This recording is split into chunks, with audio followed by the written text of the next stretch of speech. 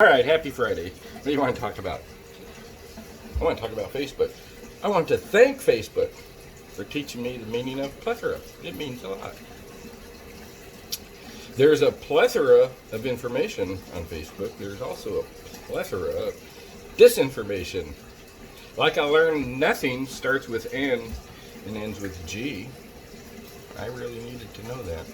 And I'm sure someone out there I don't know is going to want to argue with me about that and blame Trump. Yeah. Oh, do you know what 50 Cent did when he got hungry? 58. I may not be too smart, but I think I'm smarter than George Washington. He didn't even know there were such things as dinosaurs. I knew that in kindergarten. He died in 1799. 19 years later, in 1818, they found some dinosaur bones. So, I got that going for me. Yeah. Yeah, me and my recliner go way back. Before Mount Rushmore was carved, it was unprecedented. Did you know that? The internet is always telling me to go big or go home. I say, why go big when I can go home? I like home. I always get these stupid pop-up ads too.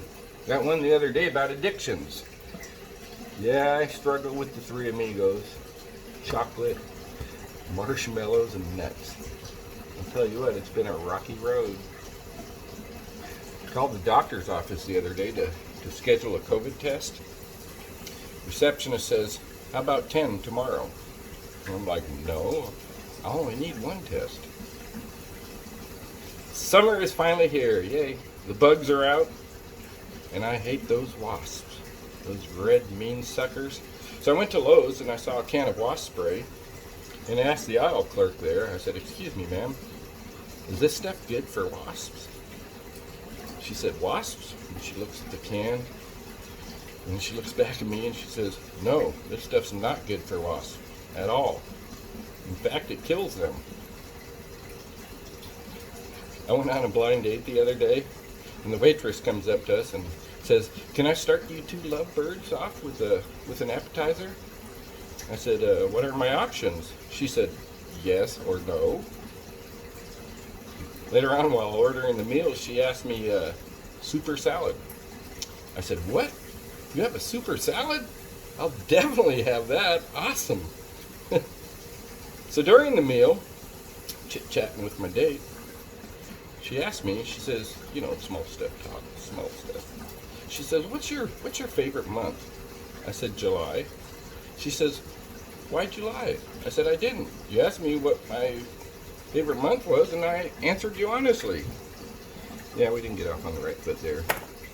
So, you know, the best way to never give up on your dreams is to simply keep on sleeping. That's what I do. Oh, have you ever had a dream so intense and real, and then you wake up and you can't remember it? Yeah, I've had a few of those. I can hardly ever remember any of my dreams. But I do remember a friend of mine's dream that he had like 20 years ago, and he told me about it 20 years ago. I don't know how I still remember it. I don't even think he probably even remembers it. But I've never forgot it. Said he was walking through a crowded mall, one of those indoor, malls. Shoppers everywhere, and he's walking towards the exit, which is all the way at the other end of the mall. And he hears a roaring sound behind him. And it's a fire tornado, like on its side. And it's just swirling and swirling, engulfing everything, eating up the mall as it goes. He said he looked around at all the other shoppers, and some were clueless. They didn't even know it was happening. They were so involved with their shopping, they didn't even notice. And this circular fire tornado is steadily going forward, eating up everything and everyone. Some see it, and they seem to just walk fast enough to barely stay ahead of it, and then quickly ducking into a shop here and there to grab some more stuff. Some see it and simply ignore it. And they are just consumed. It eats them up. He begins to quicken his pace towards the exit, he said, and all the while, the shoppers keep shopping. One will look at his watch and then look back at the flames and, oh, I've got time, and he'll slip into the, the Nike store real quick. Soon the Nike store is gone. Very few actually dropped what they have and run to the exit, he said. Yeah, I still remember his dream. That's funny. What's not funny is for some, life is a balancing act between wondering why you weren't invited to the party, then finding out you were invited to the party. Now you're wondering, how can I get out going to the party?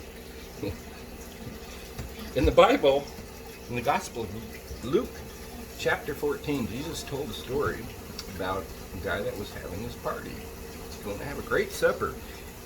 And he said, many were invited.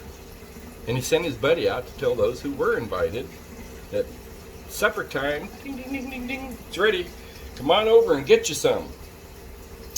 But so many of those that were invited all began making up excuses why they can't make it. One said, oh, I just bought some land, and me and my realtor are going to go check it out, take a look at it. Sorry, I can't make it. Another said, oh, I'm buying a car today. I'm gonna go take it for a test drive. Sorry. Another guy says, I can't make it. I just got married. My wife wouldn't like that. So the buddy came back and he told the guy, he said, they all got excuses. And the guy was torqued. He said, you go back out there, only this time, take the van and go to the poor downtown, pick them up, go to the hospital, get those that are in rehab, get those who are blind, sick, and drive them here. Bring them here. So he did. And still there was plenty of room left over and plenty of food. So he told his buddy, he said, go out on the highway, get way out there, invite as many as you can, and compel them to come to this feast. I want this place filled. I want everyone to enjoy this party with me. But those who were invited, they blew it. They won't know what they're missing. Yeah, as that fiery tornado swirls and swirls and swirls, answer the call. God loves you. Don't look for the excuses. We can always find plenty of excuses. Answer the call. Yeah, that's Luke chapter 14. Take a look at it. Anyways, I got some water work to do. Have a great weekend.